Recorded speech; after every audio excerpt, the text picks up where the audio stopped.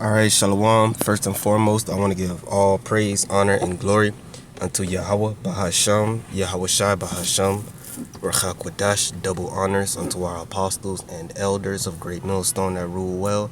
Much peace and blessings to all you sincere Akim out there that's pushing this 100% truth with all sincerity, faith, and with charity. This is your brother Ash from the Great Millstone, Miami Camp, coming back with another lesson through the spirit and power of Yahweh Bahasham, Yahweh Shai. And this is something I just came across, and I don't really have much precepts lined up, but we're just going to bring this out, and what comes out comes out. But this is the latest in the news. I don't know if every brother's seen this, but I just came across this. This was published on the 21st. I think today's the 23rd, so a couple days, right? Here you go. Connecticut man accused of cannibalism and murder is granted conditional release. And here you go. Of course, it's Jake, right? Which appears to be a Southern Kingdom. Looking all bugged out, right? But let's read this article, man. This shit is wild. But the first, of course, the first thing that comes to mind, if any of you brothers seen the first Purge, which was the third installment of the series, but it was the prequel to the first one. This is the type of shit that was going on in the movie. Okay, when Esau was running the experiment of the Purge for the first time, what they were doing, they were giving crazies conditional releases to participate in the Purge.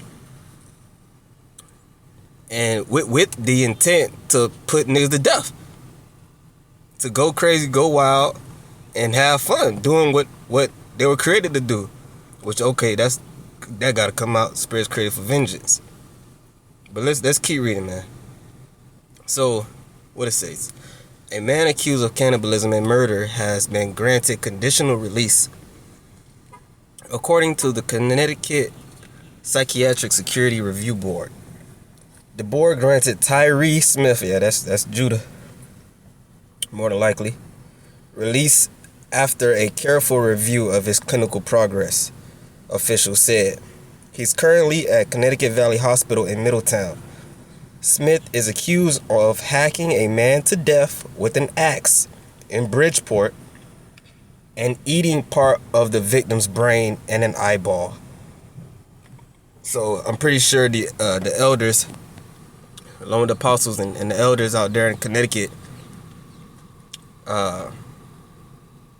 in that area, that region, probably heard about this when this happened. So, at first thought, when I seen this shit, I'm like, okay, this shit probably happened in the fucking 80s or 90s for them, for them to say he what the fuck they say? He has shown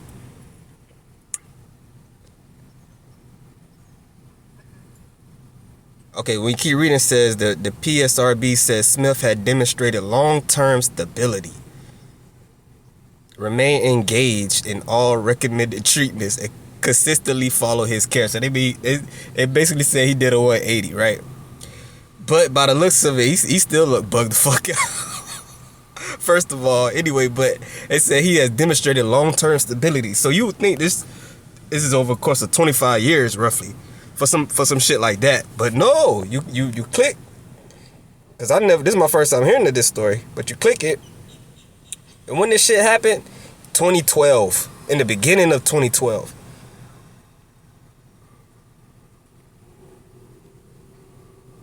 that's when this shit happened. Fucking 13 years ago. So in the course of 13 years, that's all they needed to see. Oh, he's good now. What the hell? That man supposed to be put to death. He's supposed to have been long put to death. You're supposed to put him to death immediately. But this is where we living at. Babylon, the land of confusion. Okay, so let's go back to the original article, right? It says his conditional release requires that he remain under structured supervision, and that he continues to receive necessary mental health services. Before being granted conditional release, a person is first placed on temporary leave status. This means they're still confined to the hospital but have privileges that generally start with daytime passes to receive treatment in the community, including overnight and weekly check-ins at a hospital, the board said. So basically, this nigga gonna be walking the streets freely soon.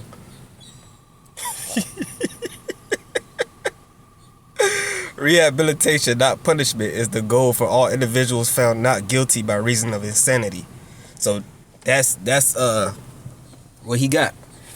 The initial judgment was not guilty by reason of insanity. So that's a loophole Esau created to allow these crazies to walk the streets.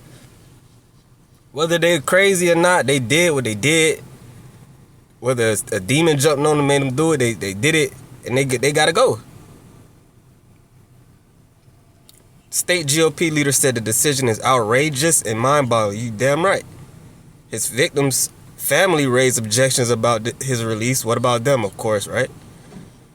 This terrible decision puts public safety in jeopardy and is yet another terrible message to send to Connecticut violent crime victims and their families. This person should never be out.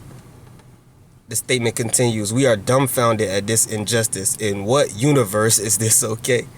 And hey, it's Yahweh Basham Yoshai's universe. This is his movie. Okay, this is what's going on. And that was all predictive programming in that first Purge movie.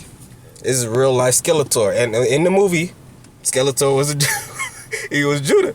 Okay? He was looked like he was definitely a Southern Kingdom, but he was a Judite bitch, but he was he was a wild nigga. But hey, this nigga gonna be roaming the streets again. And many, many, many more like him.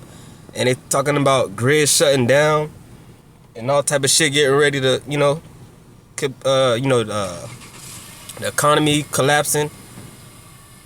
So it made perfect sense for Esau to let all the crazies out, let all the nutcases out, all the spirits created for vengeance out on the streets. So when shit pop off, they'll do the dirty work. Because that's what Esau wants. He wants chaos. This is part of his New World Order agenda. Okay? Order ab chaos. They create the chaos so they could come with a solution. So when the grid goes out, when the power goes out, they want as much chaos as can be. So that when they come with that order, when they come with that Quran, when they go, okay, this is what we're going to do to fix everything. When they reboot, a lot of niggas already be dead by then. Okay? So to make the transition smoother. So, hey. This is why we gotta stay prayed up too. These motherfuckers wild out here, man. Alright, and of course Connecticut is a blue state. This shit would have never flew in Florida. I'll tell you that. But we'll see. But this is Sirach chapter 39 and verse 28. There be spirits that are created for vengeance, which in their fury lay on sore strokes. In the time of destruction they pour out their force and appease the wrath of him that made them. And who made these different? Who's the father of spirits? Yahweh Bahasham Yahweh Shai. So that man, that's a legion of demons on that man. And we know about the story of Legion. That nigga worse than Legion, when you really think about it. Because when you read the story with Legion, from what's written, he was just harming himself and bugging out in the cemetery. People would try to restrain him, try to help him. He would just fight him off. But it didn't say he chopped nobody up and ate their brains. And when you read the story, I read the original story, I read more, and they say he just attacked a random homeless dude. So it wasn't even on the case of somebody doing something to him, making him mad. Nah, he just went and attacked a random person who didn't see it coming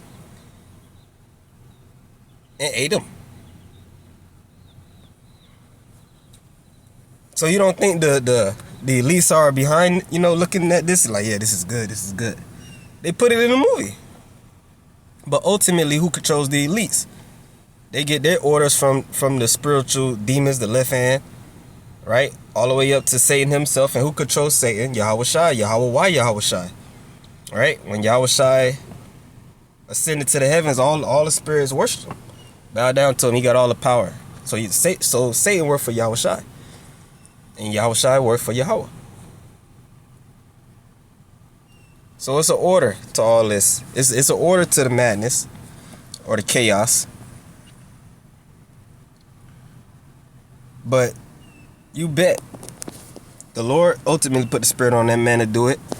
And he's you think with all chaos and shit pop off, you think he gonna snap if he don't before that? He gonna go back to that type of behavior? Of course. When it's chaos on the streets. Well, Yahweh Shai said they do these things in a green tree, then one in the dry. Let's keep reading verse 29. Fire and hell and famine and death.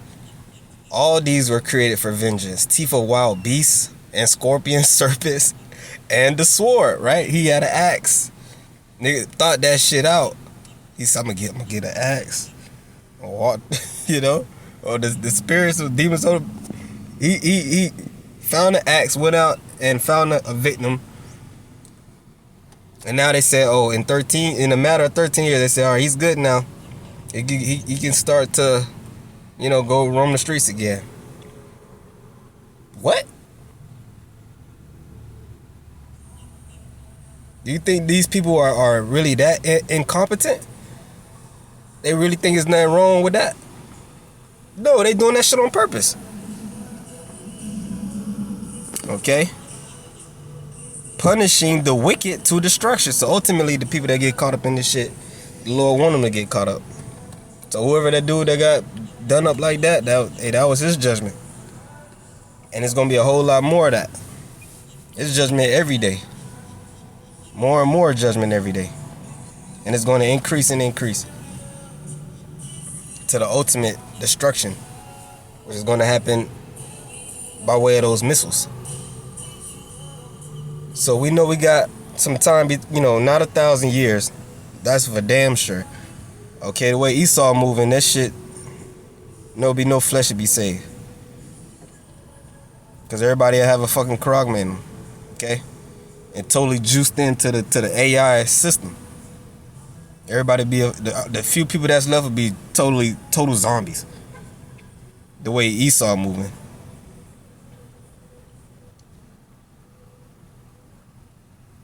Verse 31, they shall rejoice in his commandment, and they shall be ready upon earth when need is.